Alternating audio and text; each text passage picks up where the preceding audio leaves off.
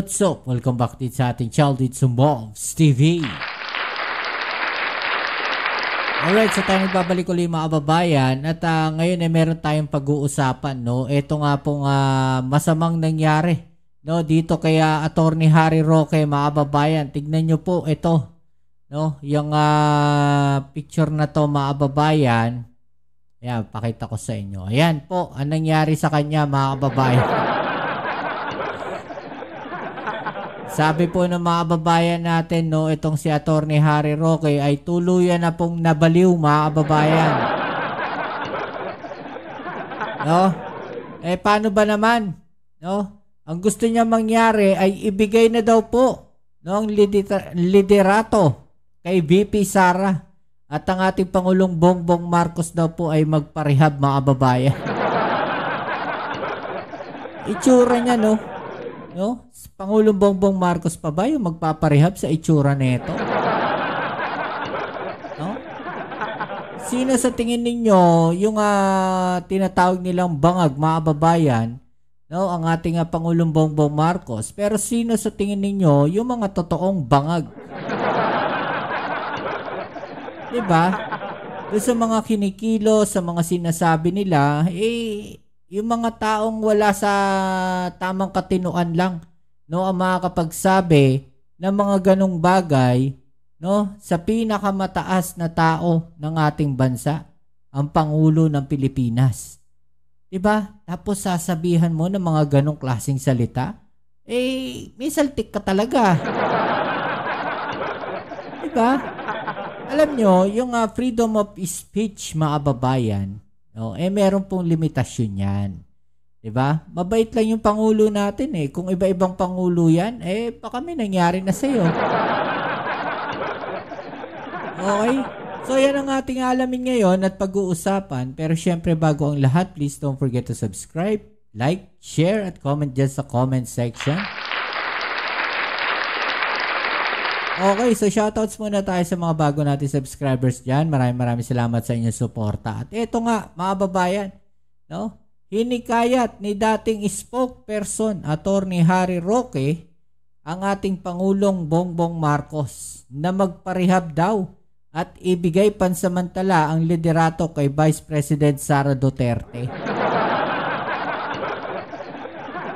No, ginawa ni Roque ang panawagan dahil sa nagaganap, no, na gulo diyan po sa Iran at Israel. No? Anong connect Harry Roque? No, saan nanggagaling yung mga sinasabi mo? 'Di ba? Saan nanggagaling yung mga hugot mo? Ayan, itigil muna ang party at singhot, Sus Mariosep. Pumasok na sa rehab at ibigay ang pamumuno kay VP Sara. VP Sara, ibibigay yung pamumuno, pa-travel nga lang. Ano magagawa niyan? Diba? No, honestly, yun kasi yung nakikita natin eh. Diba? Na kung saan lang nagpupunta itong si VP Sara. Well, hindi natin alam kung nagtatrabaho siya. No, may iba siyang ginagawang trabaho sa ibang bansa. No, pero yung ganitong klaseng pananalita mga kababayan, tila parang itong si attorney pa, no, ang parang ngagba no? May tama. 'Di ba? Mas mabuti pumayag si Marcos Jr. mag-temporary leave. Pwede naman hindi mag-resign. Ngayon, gera ang hinaharap ng pagsubok. Kung ordinaryong bagyo lang ang yung nasasabi is what do we do now? 'Di ba? Yun salita na yun, what do we do now? Parang nagtatanong siya, mga babayan. Diba? Ang ating Pangulong Bongbong Marcos. Ano na next step ninyo? Diba? Kasi merong ahensya eh. Diba? Tinatanong niya yung ahensya. Ano na yung next step ninyo pag kami ganitong klaseng bagyo? Diba? Ano yung susunod ninyo? Naka-ready na ba? Yung disaster preparedness ninyo, okay na ba? Diba? May kulang pa ba? Naka-ready ba lahat ng ahensya ng gobyerno pag kami mga ganitong bagyo? Alam nyo, ang sistema kasi nitong mga to, mga nasa kabila, konting sabihin ng Pangulo natin, binibigyan nila ng negatibong kahulugan. Diba? Tapos yun yung ilalabas nila sa mga tao. No, ganyan yung kanilang mga ginagawa para lang, no, masabi na tama yung kanilang mga punto. Alam, wala na naniniwala dito kay Atty. Harry Roque, mga kababayan. Tignan natin, panoorin natin tong video na to, mga kababayan. Tsura niya, bangag na bangag. Alabas pa yung dila, Diba? Ito, ang daming nag-ano rito, ano yung mga reaction dito, tignan nga natin. 388 yung naglap at 52 yung galit, mga kababayan. Panoorin natin. Ang tanong, meron bang planong binubuo ang Marcos Jr. administration? Kung may plano man binubuo ang ating Pangulong Bongbong Marcos, hindi na para sabihin sa'yo. Sino ka ba? Alam mo, Harry Roque, umuwi ka ng Pilipinas, dito mo harapin yung kaso mo, huwag ka magtago dyan. Diba? Ito nakakapagtaka lang. Diba? Ang tagal na niya sa The Hague. Saan kaya galing yung pinanggagastos na ito dyan? Diba? Saan kaya nanggagaling yung pinanggagastos niya dyan sa The Hague, mga kababayan? Tanong lang. Tanong lang.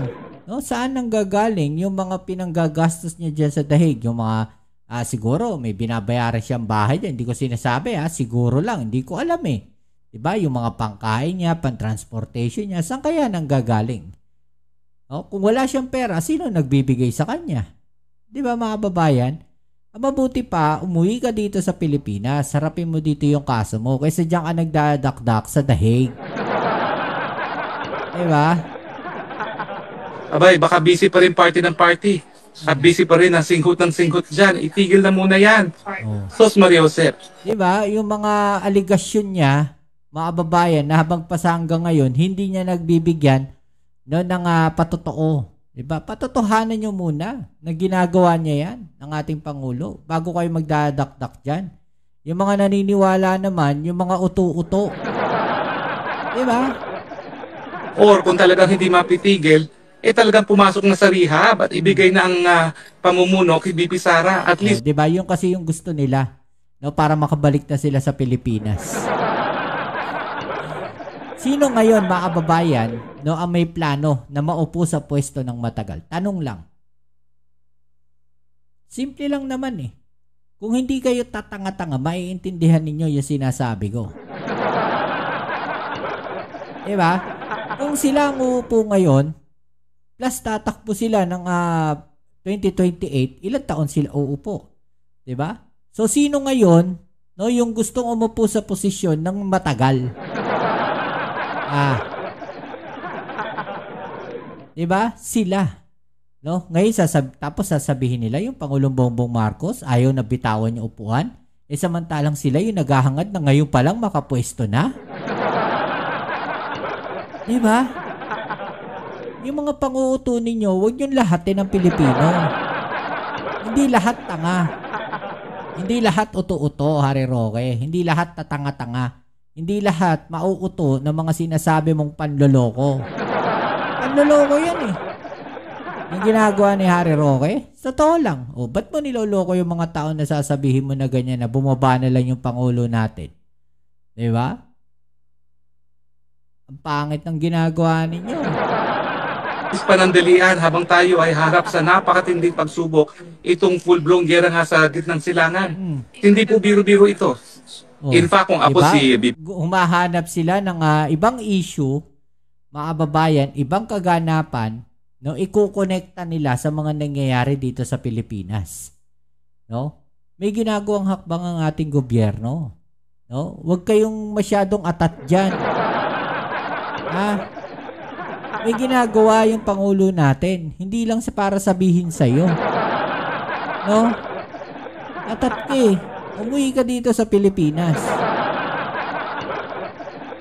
Kung concerned ka talaga, umuwi ka ng Pilipinas. Bisara, naku, it is a nightmare to take over government now na merong full-blown war. Ano naman ang magagawa mo? Parang napaka-limited ng options mo.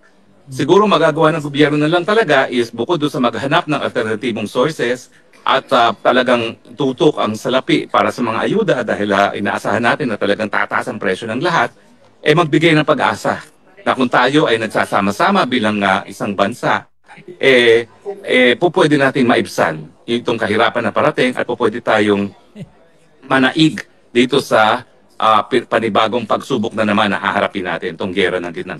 Ang tanong, Harry Roque, pagka umupo ba si BP Sara, mahihinto yung gera doon sa Israel? Ha? Pag bumaba ba yung Pangulo natin at sinasabi mo magparehab, matitigil ba yung gera sa Israel? Kita nyo magmanipula, nakita nyo kung paano manguto, nakita ninyo kung paano gumawa ng kwento, magtahi-tahi ng mga kwento, no? Para lang maiupo nila no yung Panginoon nila.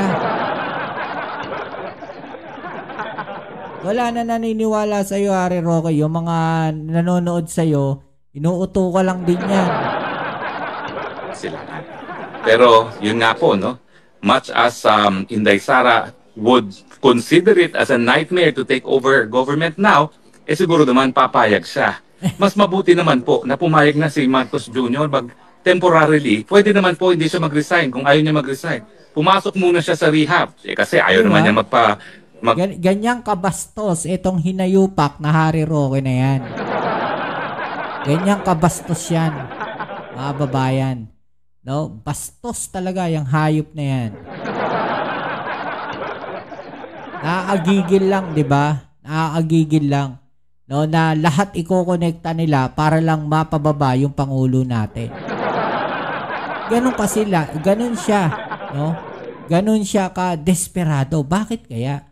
Simple lang naman dahilan niya. Pag naiupo ang Vice President, makakauwi na siya ng Pilipinas. Diba? Mawawala na yung kanyang mga kaso na hinaharap dito. Pwedeng ganun, no? Posibleng ganun na mangyari. Diba? Kaya nga kapit tuko pa rin yan eh. Hair follicle test, pero at the same time, nandyan ang ebidensya. So, ina-assume ko na baka nga gumagamit siya. Kung talagang gumagamit siya, ay nako. Okay, yung salita, baka. Diba? So, siya mismo, hindi siya sigurado. Diba? Maintindihan po ng taong bayan kung siya magpaparehab. At habang siya nagpaparehab, ibigay muna niya yung pamumuno kay Inday Sara. And alam nyo, ayoko na sana panoorin eh. Pero sige, panoorin na natin na isang bagsak to, mga babayan. Kasi nanggigigil ako, alam niyo yun. Ang sarap, kung makakaharap ko nga lang to, personal, tapos tsaan siya babanat ng ganyan. Baka ang dami kong nasabi sa kanya eh. Dito kay Harry Roque. Oh! Diba? Much as Inday Sara would hate it, kasi ano naman ang gagawin mo kung ganito ka talagang kagulo at wala talagang pagkahandang ginawa ang gobyerno, no? Kahit papaano at least manawagan siya na magbayanihan tayo. At tayo naman lahat ay nananaig, no? Dito sa panibago na namang pagsubok na ating haharapin. Pero kung business as usual, nako, Pilipinas, fasten your seatbelt. Talaga pong this is a sinking ship. Kung talagang matuloy ang full-out war sa buong gitnang silangan kung saan tayo po ay nakasalalay para sa 90% ng ating requirements para sa ating enerhiya. Alam nyo mga kababayan, hindi lang Pilipinas ang apektado, buong mundo. Kaya wag kang ano dyan, Harry Roque. Wag mo masyadong pinagdidiinan. No, na tayo lang ang apektado. No, buong mundo ang apektado na nangyayari diyan sa Israel na yan. No, at saka sa pagitan ng Iran. 'Di ba mga babayan, buong mundo, hindi lang Pilipinas. Ang punto niya dito kasi, mga babayan, ay maiupo na si BP Sara nang uuto sila. No? Parang may masabi na lang, kahit anong gawin natin, yung itsura niya, ganyan pa rin bumabagsak. Ayoko na pakinggan mga babae, nabubisit lang ako. Sige na nga, tapusin natin. Fasten your seatbelt. Dahil unang-una, wala po talagang namumuno ngayon sa ating bayan. For whatever reason it is. Ang duda ng marami kasi bangag ang presidente. Talaga. Sinasabi ko nga, I'm giving him the benefit of the doubt, kaya nga dapat magpa-hair follicle test na ayaw. So sa tingin ko, baka may katotohanan. Mantakin ninyo, ngayon ang ating hinaharap ng pagsubok. Okay, so tigil na natin. Paulit-ulit na lang yung sinasabi niya. Alam niya, wala na siyang masabi. No? 4 minutes yan, 20 seconds. Pero yung sinasabi niya, yung pinupunto niya, nandun lang, paikot-ikot lang. Na wala na siya masabi dyan mga kababayan. No? Ano sabi ng kababayan natin? Desperado ka na ba? O, umuwi ka at harapin ang ikinaso sa'yo. Huwag puro daldal. Wala na naman silbi na kahit maggagawa pa, talagang duwag ka. Hindi iyan pagpapakita ng katalinuhan. Pagtambay na kwento ang sinasabi mo. Diba? Ganito pala ang epekto ng sobrang kain ng utoy, nagiging buwang at haliparot. Ito yung sinasabi ko mga babayan. No? Anong kinalaman ng gyera sa Iran at Israel? At ibigay ang liderato kay BP Sara. Si BBM ba ang dahilan ng war sa Iran at Israel? Tama naman, di ba? Kung nagmahal ang gasolina dahil sa gyera, hindi dahil kay BBM. Tama rin. Diba? Kayo ang magpatesmana pa ng matahimik ang buong bansa. Dumayo pa kayo dyan. No? Diba? Wala na, finish na. Nabuang na ang ator ninyo. Nakatukno sa atang bari-bari apo. Ito ba, ano sabi ng mga babae? Ito. Itong senador nyo ang dapat iparehab. Sabi, nabaliw na si Roqueta. Mga babae, nabaliw na raw. Sobra na ang kabastusan ni Marimar. Kawawa talaga ito, oras na mahuli at mapauwi ng Pilipinas. Ibang klase si ex-human rights lawyer Harry Roque, nabaliw na. Ganyan talaga pag DDS. Malala na to si Harry Roque, mga babayan, no? Gusto mo maging presidente si Sara, bagsak na ang Pilipinas, puro struggler ng Pilipinas. Si BBM, puro trabaho ang inatupag kaya mabilis ang pag-unlad ng Pilipinas. Maraming dahilan nag-invest ng business sa Pilipinas. Alam nyo, sa totoo lang, no? Wala talagang hindi naman tayo may gusto ng kaguluhan sa Iran at sa Israel. No? At the same time, mga babayan, lahat, buong mundo, apektado po niyan. Kaya itong mga pinagsasabi na to ni Harry Roque, no, mema lang yan. Mema sabi lang at maikonekta lang. No? Etong si VP Sara Duterte ay tila kinonsinti pa, mga kababayan, o lumalabas na konsentidor etong si VP Sara Duterte, no? Yan nga po ay matapos, mga kababayan, na eto nga pong si Senator Bato de la Rosa, no, ay naglabas ng video, no? At si Mayor Baste Duterte naman, no, i-share din yung video, mga kababayan. Okay? Sa kamukat-mukat natin, AI pala yung video na yon, no? At yan po ay na-discovery po, mga kababayan, di ba? Na parang lumalabas na fake news, mga kababayan. Pinagtanggol pa po yan, no, ng ating Vice President Sara Duterte. Diba? Ang galing talaga nilang lumusot. Magaling magpalusot etong mga tao na to. Okay? So kayo ba, mga babayan, no? Ano sa palagay ninyo? No? Tama ba? No, ang ginawang pagtatanggol ng ating VP Sara Duterte dito po sa isinare na fake na AI video ni Senator Bato de la Rosa, no? Kung sila ay ayaw sa fake news, pero yung pag sila maglalabas, okay lang sa kanila, hindi naman natatama yun. No? Parang yan propaganda yan, mga babayan. Pagka pabor sa kanila, okay yan. Pero pagka hindi pabor sa kanila, fake news yan.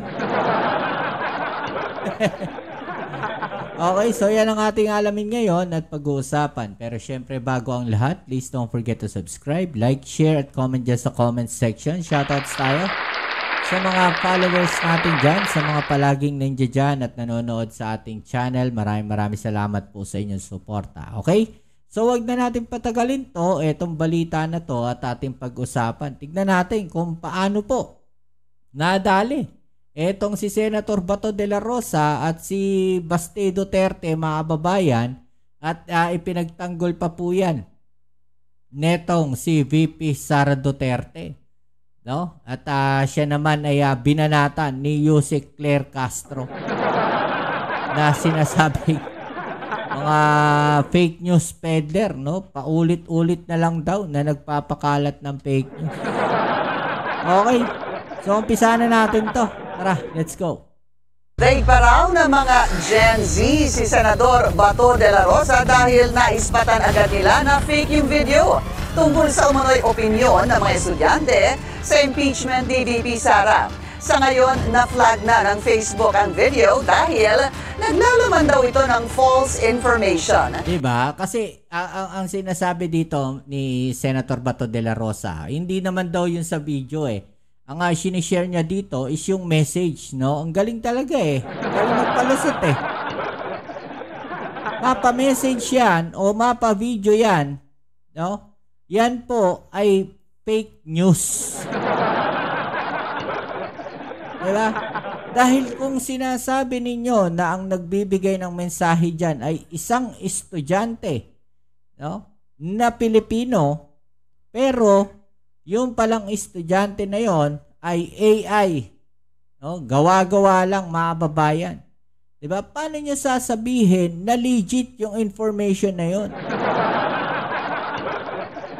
Paano niya sasabihin na totoo yung kanyang mga sinasabi? Diba? Kung AI yung gumawa niyan. Diba? Maliwanag, mga kababayan, na fake news po yan. Considering na dating Chief of Police pa, etong si Senator Bato de la Rosa. Diba? Medyo para sa akin, nakakahiya lang na gano'n, no? Na pati ikaw, dating Chief of Police, diba? Ng PNP, tapos, Senador ka, tapos naniniwala ka sa AI? Masaklap dun, i-share niya pa, mga kababayan, at i-share pa ng isang mayor. Diyos me. Diba? Pero paano nga ba malalaman kung AI-generated ang isang video? Narito ang agenda report ni Hanati. Maging senador, hindi immune sa AI deception. Nitong weekend, nag-share ng post si Senator Bato de la Rosa mula sa isang FB page na ay grabe sa video. Ayan, no? Kitang-kita, oh. Oh? Na AI siya, mga babayan, no? Diba? E di umamin din sila, no? Na AI nga lang yung video na yon. Parang inamin na rin nila. No? Parang inamin na rin nila na nagpapakalat sila ng mga maling informasyon.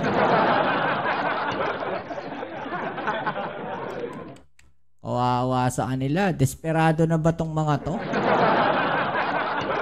Sigurado yung mga obob na mga nasa kabilang parlor, maniniwala po dyan. Diba? Obob nga eh. Diba? Obob nga eh. Uto-uto nga eh. Mga estudyanteng tila dinedepensahan si VP Sara sa impeachment. Umabot agad ito sa milyong-milyong views. Pabor ka ba sa impeachment ni VP Sara? No. Bakit? Because it is obviously politically motivated. Sabi ni De La Rosa, maganda raw na gets ng mga kabataan ang issue at hinikayat pa ang ilang mga grupong makinig sa kanila. Kahit si Davao City Mayor Baste Duterte, shinare ito at sinabing may suporta sila ng Gen Z. Pero mabilis din ang bila ng netizens. Anila, may signs of AI ito. Sabi ni Engineer Joshua Ivan Pagyo na dating bahagi ng UST Faculty of Engineering at ngayon tech creator ng Exitech Solutions. Obvious ang pagiging AI-generated ng video.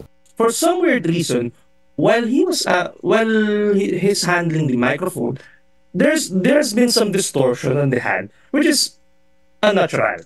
Di rin daw mabasa ng maayos ang text at logo ng school sa uniform ng mga estudyante kahit high definition ito. Unreadable pati ang plate numbers at signages sa likod ng interviewees. Well, most of us are aware of how the Philippines vehicular plate numbers do look like.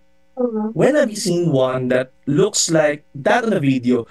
Para kay Attorney Jesus Falsis, tila alam ni De La Rosa na peke ang post. Anya, parang extension daw ng fake news tactics ito na nasimula noong 2016, ang pagsisimula ng termino ni dating Pangulong Rodrigo Duterte. Punali ng pinaabot ni House Deputy Minority Leader Raul Manuel. Dinaig pa raw ng mga kabataan si De La Rosa na anyay natutukoy ang isang AI-generated video.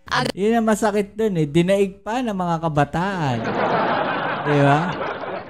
Ito, ano sabi dito, no? Sabi ko, Dexter Lim. Ito po ay sagot ni Ronald Bato de la Rosa, ni Senator Bato. Dexter Lim, sabi ko, kung AI man yan, may punto ang gumawa.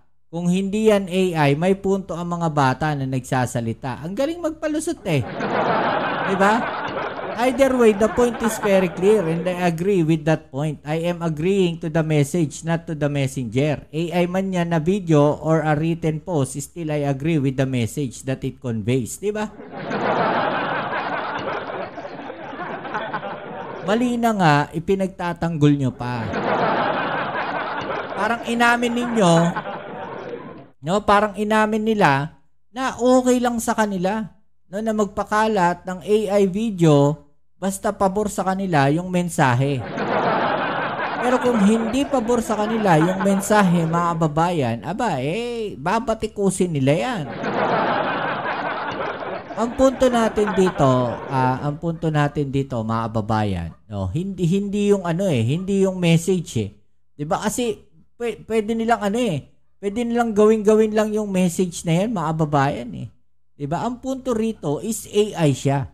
No? Nagkunwari kayo na may in-interview kayong kabataan, no, na pabor doon o ayaw sa impeachment ni VP Sara. Yun yung malinaw doon. Yun yung klaro doon, no? May nagpanggap. It's not the message, Senator Bato de la Rosa. Hindi yung message ang pinag-uusapan natin dito. Ang pinag-uusapan natin dito ay yung paggamit ng maling impormasyon.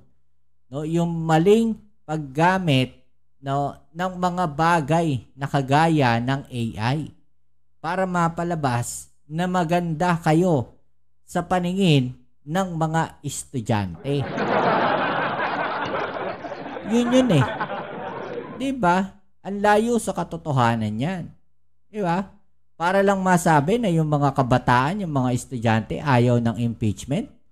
Kaya pumabor kayo diyan. Pumabor kayo dun sa mensahe. Maling-mali yun. Agad namang dumepensa si De La Rosa. Wala raw yan sa kung AI-generated ang video o hindi, kundi ang mensaheng dala nito. Hiling pa niya, do not shoot the messenger without reading what he delivers. Ang punto kasi, fake news.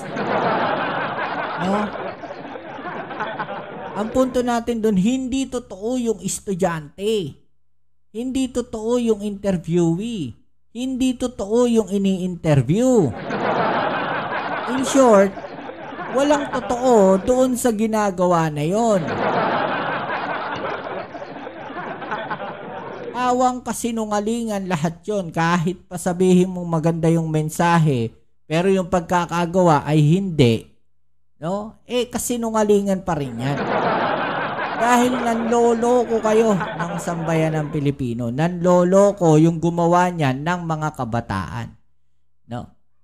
Para lang masabi na yung mga kabataan ayaw sa Ayaw sa impeachment? Gagawa kayo ng AI?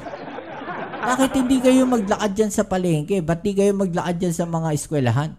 No? Bakit hindi ninyo puntahan yung pinuntahan, no, ng mga nag-interview like do sa Letran at sa Lyceum? Diba? Bakit hindi yun ang mga tanongin ninyo? No, yun totoong tao, hindi yung AI. Wala pang batas sa Pinas na nagsusulong ng pag-regulate ng AI content. Una nang nagbabala ang COMELEC sa risks nito sa nagdaang midterm elections. Pero para kay Engineer Pagyo, mas lalong delikado ito pagdating ng 2028 presidential polls. Thing is, once not everyone will have that ability. And they will be the ones who will be the most vulnerable as time progresses. And yes, that will be the most dangerous part of this AI-based war of ideas. And since it's open for everybody, it's open for all those intentions. And that's what's making this situation drastic, perilous, and scary. Sinubukan ng Bilyonaryo News Channel na ipakita sa ilang netizens ang video. Sabi ni Madeline, totoo ito at pabor siyang huwag matuloy ang impeachment trial ni Diba? VP Sara. May nauto na kaagad. Diba? Pagtingin ko pa lang po, yung pagrinig ko pa lang po din at pagtingin. Sa akin siya po ang tamang maglingkod po para Vice President po. Kasi po, totoo po siya maglingkod sa bayan po. Pero nang malaman niyang AI-generated ito, disappointed daw siya. Si Ezra naman, nakita agad ang maling plate number sa video. I really believe na kailangan mag-ingat sila kasi bilang senador, dapat hindi kayo nagpapakalat ng fake news. Sabi naman ni Reynold, maganda raw ang mabilis ang pag-detect ng Gen Z sa mga fake content dahil makakatulong sila laban sa maling pagkonsumo ng social media. Not everything in the internet is true. So we must be careful and we must research pa kung ano yung gusto nating hanapin din. Bato is really connected with Sarah na parang most of the time din gusto niya din, pabor siya kay Sarah din. And I think kung alam man niya yun, kung di man niya alam na AR or kung alam man niya na AI, it's up to him na rin. Ang Gen Z ang pinakamaraming botante sa huling halalan. Para sa... Diba? Gen Z na nagsalita, fake news ka, Senator Bato. O eto pinagtanggol pa yan. No, ng ating Vice President Sara Duterte. Dinipensahan pa po. No, si Senator Bato. Ano ba namang klase yan? Alam na ngang mali, pinagtanggol pa. Na-flag ng Facebook ang AI-generated video. Ayan, na-flag na. No? False information Diba? Binahagi ni Senator Ronald Bato de la Rosa kung saan tinawag itong false information. Diba nakakahiya mga kababayan, senador ka, nagpapakalat ka ng mga false information? Honestly.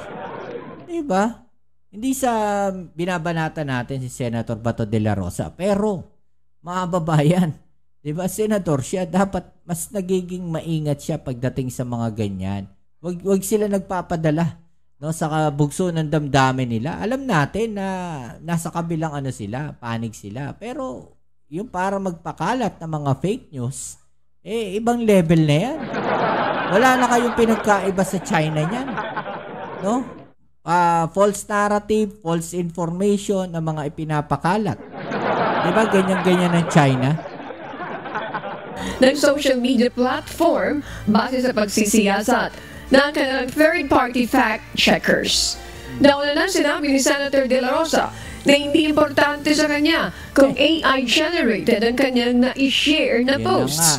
Para sa kanya, mas mahalaga ang mismong mensahe nito at hindi ang messenger. Si Vice President Sara Duterte naman wala niyang masama kung mag-share ng isang AI video na pagsuporta sa kanya. Basta't malamang, suporta sa kanya.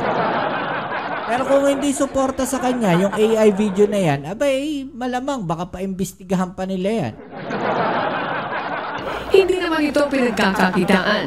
Pero para sa Malacanang, hindi tama na manggaling sa opisyal ng pamahalaan ang pagpapakalat ng mga maling impormasyon o fake news.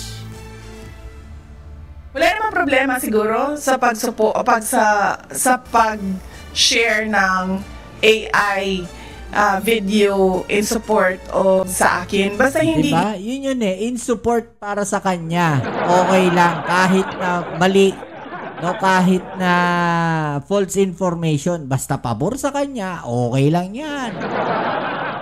Diba? Magpakalat kayo ng AI video na laban sa gobyerno, okay lang yan.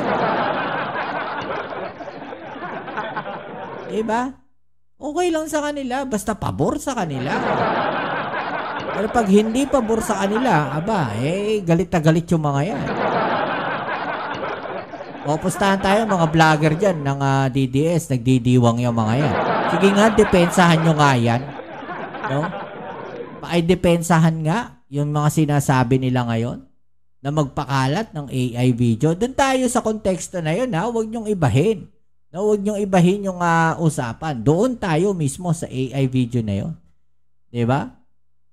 Yung nagpalabas ng AI video na gumawa na gano'n, na nagpalabas na estudyante, in-interview, tapos ang sagot, pabor sa kanila.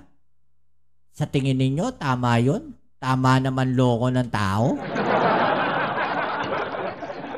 No? Tama naman loko ng sambayan ng Pilipino? Diba? Maling-mali yun. Ginagawang negosyo. Hindi yun dun sa negosyo eh. Hindi yun sa negosyo. Yung false information ay pinapakalat. Diba? Propaganda yun eh. Pabor sa inyo yun eh. If I were a social media account owner and gagawa ako ng AI to support a certain personality, walang problema doon kasi hindi ko naman siya ginagawang negosyo eh. Hindi ko... Paano nila nasabi na hindi pagkakakitaan yun? Una, kung i-share yan sa Facebook, mga kababayan, magkakaroon ng followers yan. Diba? Pag nagkaroon ng followers yan, pwede niyang i-monetize yan. Lalo na nagkaroon na ng malaking views yan. Kung nagkaroon ng million views yan, no? Pwede na niyang i-monetize yan eh. Yung video na yan eh. Diba? So, paano nila nasabi kaagad na hindi pagkakakitaan? Kalokohan yun. Ano sabi nga nila? Lahat na lang ng Pilipino, no? Lahat na lang ng Pilipino sa Pilipinas na mayroong cellphone, mga vlogger na.